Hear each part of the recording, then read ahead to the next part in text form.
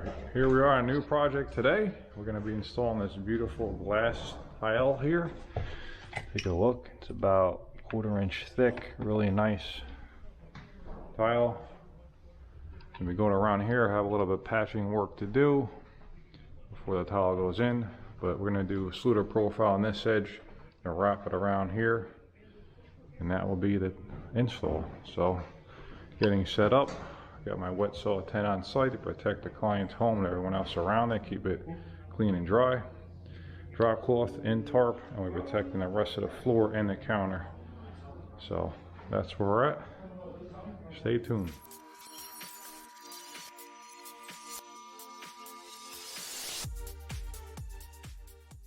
Here I'm back on site. Patch material is dry. Fix all those areas so everything comes out nice and flat. Pre-cut some of this glass. Now when you're working with glass, it's very difficult to cut, so you have to use a specialized glass blade, which I'm using. You don't have to, but it helps. You got to cut it real slow, and anytime you have these edges here, because these have paint on the back, you want to make sure you fill that with mortar so you don't see through that and see that.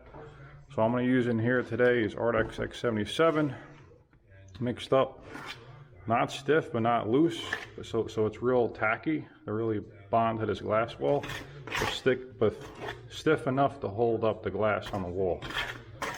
So what I'm going to do here is I'm going to use a 1/4 inch trowel, and then I'm going to flatten it out with one of these plastic knives here. Just put a little bit of thin set on it, just flatten the ridges. That way when you do set this, if you use a notch trowel and don't flatten them, which does work fine, but sometimes you might see the trowel marks in between the tiles here, like on the sides. Like if you look through this part here, you'll see the ridges.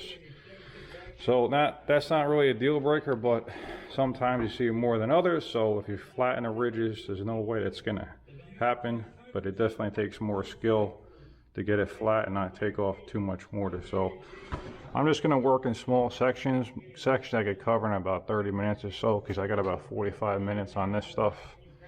And I'm just going to continue around here, wrap it around that corner, and go right to the cabinet. Stay tuned. Okay, so I had some patch material on this wall. I'm just taking a damp sponge and just giving it a drink. It is really, really thirsty. So that's the first step I'm going to do on this wall. The rest of the wall, I pretty much cleaned or roughened up the paint there. Anytime you're doing a tile on a wall that's existing that has paint, you don't really want to go over glossy paint if you don't have to. If you do, you just want to really rough it up with some sandpaper. I do that kind of regardless of any backsplash from doing this paint. I'll go around with a stone or some sandpaper, anything rough, just to get, get it roughed up so you get a really good bond. And again, when I'm doing backsplashes, I do the most highest polymer thin set you can use to set the tile. A lot of guys use mastic, and you can do that.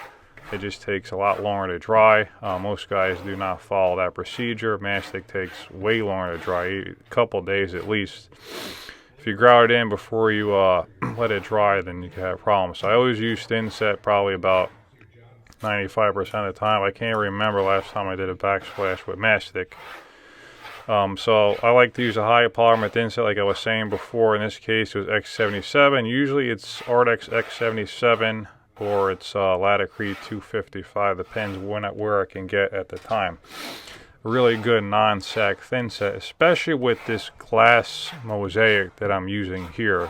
You really want to have something that's going to hold it in place and not sag in. From my experience, there's no thin set on earth that actually will hold the tile exactly where you put it. It will sag a little bit. So when you do set it, you got to make sure you're a little bit high, so as it sags down, it's kind of exactly where you want it. But as you do set, you have to come back through and just make sure that it's still where you want it, because it will sag a little bit.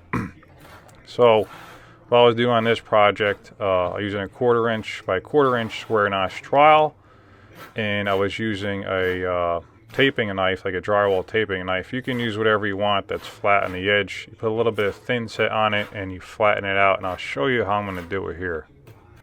Now that we got all the thin set gauged out, I put a little bit of thin set on the back of this plastic drywall knife here. So I take a little bit off the trowel there, That way you're not really removing anything, so all you're doing is just flattening the ridges here. It doesn't have to be perfect, but you do want to get it consistent as you can. So what this does, again, if you watch the beginning of the video, it just has a better installation. You won't see any voids of mortar between the glass tiles. This tile has a backing on it, but it's when you look between them, even when you grout it, since it's a see-through translucent glass, you can see that there's no thin set there and it just looks odd. I mean, sometimes if you have walls that are different colors and there's no thin set there at all, you'll actually see the color of the wall. So this is a really important step when you're doing a glass tile that you can see through on every side, and it's 100% a glass mosaic. It's not a glass mix. That's no big deal. You just notch it out and set it. But when you have 100% glass tile and you're going to install it, you want to make sure that you flatten the ridges so you have basically a flat bed of mortar. So when you do set it, it looks great. Everything is white and from every angle that you could see. Okay, once you got everything the way that you want it, you're ready to start installing the tile. Now on this backsplash, I did pre-cut that outlet right there. Save yourself some time and mess and just pre-cut the tile, especially if you got an outlet right there. So I don't believe at the time I templated. This is a job I did years and years ago. I think it was in 2020 or 2021 I did this project, and I'm recording this now in the fall of 2023. But again, you just start installing your tile. I like to use a grout float, and this is important that I've had issues with in the past. I even noticed. So here's a really good tip for you guys, that when you're installing mosaics and you got to use a float, take a look at the float from the side. A lot of times they're actually curved one way or another, so they're not actually flat. So when you go to use it to set the tile, it could make the tile not flat. It could just embed one area and not embed the other, since it's not flat. So I've seen some guys online like Sal who use a wood block. Use whatever you want, just make sure that it's flat and you are embedding the tile well.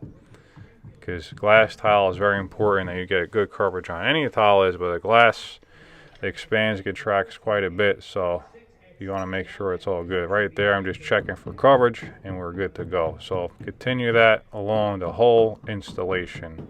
Hope these tips help you.